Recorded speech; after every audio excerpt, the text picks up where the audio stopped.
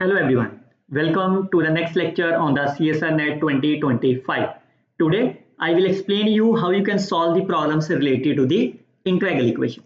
Myself Dr. Harishkar, you can follow and subscribe my YouTube channel where you can find the various lectures related to the solutions of the CSRNet 2025 and the other topics of the mathematics. You can see and learn these all videos, all are with the help of the fully shortcut tricks. Now let's start with the first question. You can see the first question is related to the k of xy, that is a kernel. Fine. And which things come in your mind if you already watch my lectures related to the kernel, that is called as the Green's function. Fine. And how you can solve this question within the 1 minute time period. Within the 1 minute time periods. So for more details, if you already watch my this lecture of the Green function, this lecture, then you already know how you can solve the answer in a 15 second. So how you can solve that? Firstly, let's say this is my f1, this is my f2. Partial derivative of f2 with respect to x minus partial derivative of f1 with respect to x, which is minus 1 over a0. I will tell you what is the meaning of that. Firstly, I will calculate that. What is the partial derivative of f2 with respect to x? Minus of t, partial derivative of f1 with respect to x, which is equal to minus 1 over a0. So that give you minus 1 is minus 1 over, so a0 will be my 1. So therefore your differential equation becomes y double dash. This implies, so what is the value of the a0 is plus lambda y is 0. So that's the right answer of this problem. This is the first order, cancel, this is cancel. पर अब आप सोचो sir ये कर क्या रहे हो, हमें समझ ही नहीं आ रहा. क्यों नहीं समझ में आ रहा?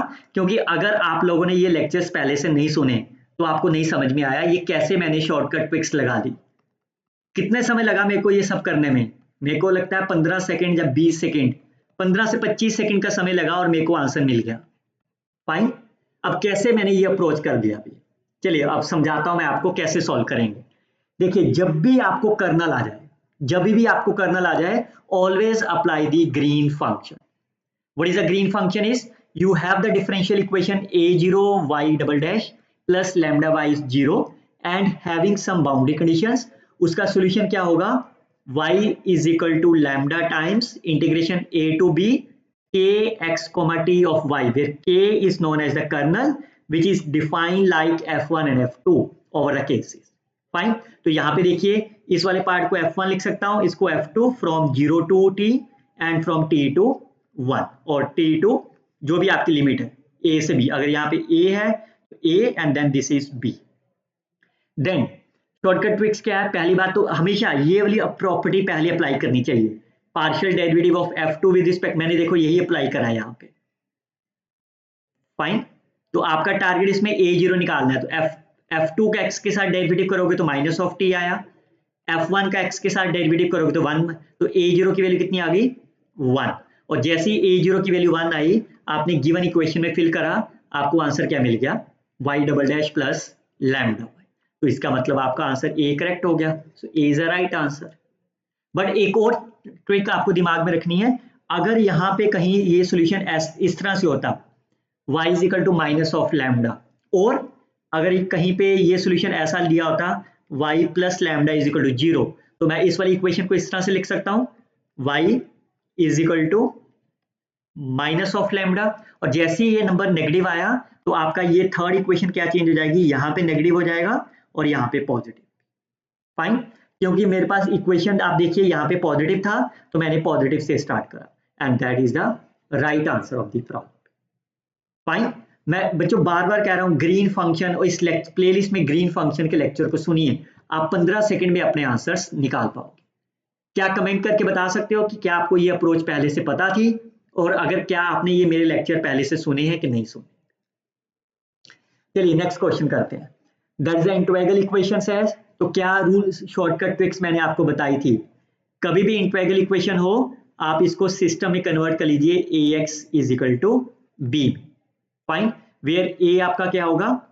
a will be your alpha 11, alpha 12, alpha 21, alpha 22. तो कैसे निकालेंगे? पहले कर्नल से देख लेते हैं. आपका कर्नल क्या है, कोस ए प्लस बी, कोस ए कोस बी प्लस कोस ए कोस बी माइनस साइन ए साइन बी, यही होगा ना आपका फॉर्मूला। तो जो फंक्शन एक्स के हैं उसको एफ का नाम ले लेते हैं, f1, दिस इज f2। जो फंक्शन टी के है उसको जी का नाम ले लेते हैं, g1 g2। अब ये फंक्शन इन्फिनिट सॉल्यूशन कब देगा, ये सिस्टम इन्फिनिट कब देता है, जब आपका rank of A which is equal to rank of A condition B which is not equal to the number of the column vector. यही तो कंडीशन है ना आपको, बस यही करना है आपको। और अल्फा आई जे कैसे निकाल सकते हो आप, दिस इज इंटीग्रेशन लिमिट कितनी है आपकी, 0 से pi G of I into F, आप इसको सारा एक्स में लिख लीजिए, G I of X F of J of X. Fine, तो चलिए स्टार्ट करते हैं।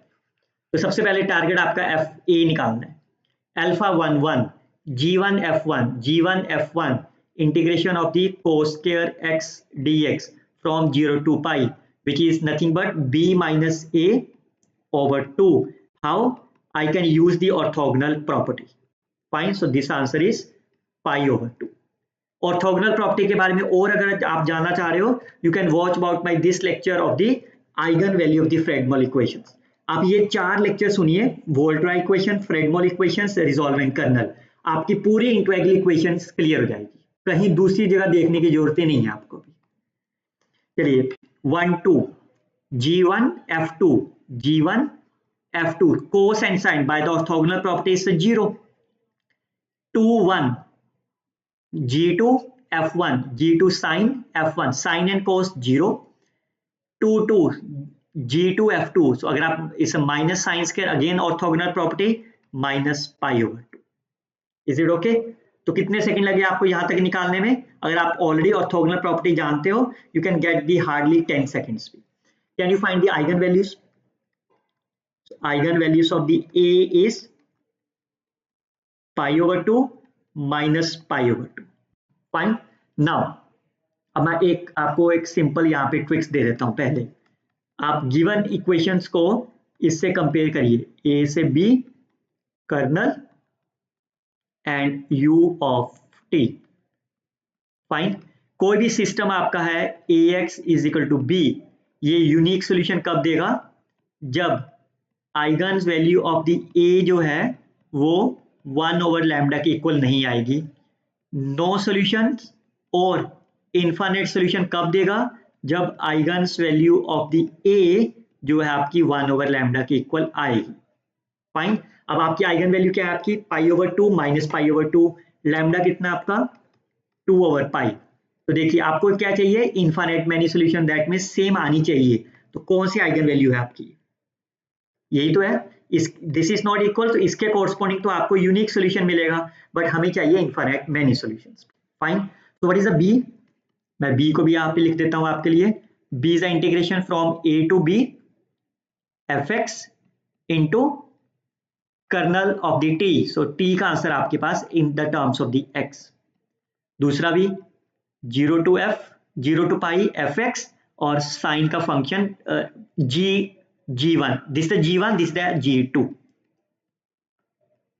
फाइन, नाउ बस ओवर हो गया। अब पाई बाई 2 के ऊपर आपको आंसर निकालना है, a minus lambda I of x is equal to b। तो कितना आंसर हो गया? a minus pi by 2, 0 0 0 minus pi x, यहां तो सेम रह गया, f into cos x and f into sine x. Fine, तो देखो कितना सेकंड रह गया आपके पास। अब इसका रैंक कितना है? Rank of this system is my 1, और यही rank of A by B का भी आना चाहिए for the infinite many solution. ये कब आएगा? If integration of the f x cos x dx, मतलब ये वाली चीज आपकी, ये क्या होनी चाहिए? It must be 0। तो ये 0 कब बनेगी?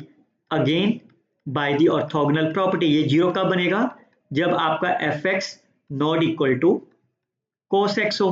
जब आपका एफ एक्स कोस एक्स के इक्वल नहीं आएगा तो हमेशा ये वैल्यू 0 आएगी। तो आप चेक कर लेते हैं, तो B C D are the right answers. और अगर एफ एक्स की वैल्यू कोस एक्स आ गई, ये नॉन जीरो हो गया, तो उस केस में क्या मिलेगा, रैंक ऑफ ए 1 हो जाएगा, rank of A by B आपका 2 हो जाएगा, तो वो आपका सोल्यूशन हो जाएगा नो सोल्यूशन। अगर यहाँ पे क्वेश्चन में नो सोल्यूशन पूछा जाता तो आंसर आपका ए होता, but infinite many solutions have the answers B C and D. मैं इसलिए कह रहा हूं बच्चों, इस लेक्चर को सुनिए, आइगन्स value of the Fredholm equations, आपके पूरा इंटीग्रल इक्वेशंस, पूरा ही इंटीग्रल इक्वेशन क्लियर हो जाएगा इन सिंपल 5 वीडियो से। P Y question of the Volterra equations, eigen values, Fredholm equations, resolvent कर, इन 5 वीडियो से आपका पूरा इंटीग्रल इक्वेशंस ऑलवेज क्लियर। चलिए नेक्स्ट क्वेश्चन चलते हैं। Again you can see this the part C. तो फिर मैं पहले आपको उसी इक्वेशन की फॉर्म में लिख देता हूं। फाइन, दिस इज लैम्डा से a to b, this is my kernel into u of t। तो आपका टारगेट क्या है, वोल्टा इक्वेशन दी हुई है, रिजॉल्वेंट कर्नल निकालना है और सॉल्यूशंस भी। आई थिंक इससे आसान क्वेश्चन नहीं मिलेगा आपको 4.75 में। तो ये वैल्यू क्या आपकी, twice of t minus x. तो रिजॉल्वेंट कर्नल कैसे बताया मैंने इस लेक्चर में, वोल्टा इक्वेशन में। You can see this lecture, you can C students this very very beautiful lecture. 22 minute का लेक्चर है, ओनली 22 मिनट्स 35 सेकेंड लेक्चर्स, और 50 प्लस क्वेश्चन इसके अंदर सॉल्व करे हुए हैं आपके लिए। फाइन, तो कैसे सॉल्व करेंगे, यू कैन सी, अगर कोई भी रिजॉल्वेंट कर्नल आपकी ये दो प्रॉपर्टी सेटिस्फाइड कर गया, if any of the kernel will satisfy these two properties, k x comma t into k of t comma x। पहले तो ये चेक करते हैं ये सेटिस्फाइड करेगा कि नहीं। what is the k of x comma x, e raised to power 01 satisfied, k of x comma t into k of t comma x is a 1 satisfied। जैसे ही अगर ये सेटिस्फाइड कर गया, then your resolvent kernel will be e raised to power lambda x minus t into kernel, that's all. Fine, now you can substitute the value. What is a lambda, if you compare them, lambda is my 2 x minus t. What is a kernel, kernel is twice t minus x, so it is a e raised to power 0 1. So resolvent kernel is 1, a is a correct option, b is the wrong answer. Fine, now the C and D for finding the solutions. How you can find the solutions? Again, I will tell you the simple way, that is fx plus lambda times is a limit resolvent kernel into f of t. Instead of the u, you can write as a f of t. Now substitute the value, fx is e raised to power x, lambda is my 2, from resolvent kernel is my 1. What is the f of t, is e raised to power t. Sorry, limits are my, instead of the 0 to pi, what are the limits, ln 6 ln 8, oh sorry, ln 6 to ln, this is my x. So can you get the answers? So what is the integration of this, it is my e raised to power x plus twice e raised to power x minus e raised to power ln of 6. So it will be, if you open them, it's a 3 e raised to power x minus this will be my 6, it is 12. Fine, now you can get the answers. E u of ln 8, so e of ln 8 is 8, so it will be 12, so that C option cancel. ln of 7, so it's a 7, 21 minus 12 is a 9, D is the right answer. So A and D are my correct answer of this problem. फिर मैं कह रहा हूं बच्चों, you can see it's a 4.75 marks, it is my 4.75 marks, fine, and it is my 3 marks. तो कितने 15 20 1 25 second के अंदर आप हर का आंसर फुली शॉर्टकट ट्रिक्स के साथ निकाल पा रहे हो.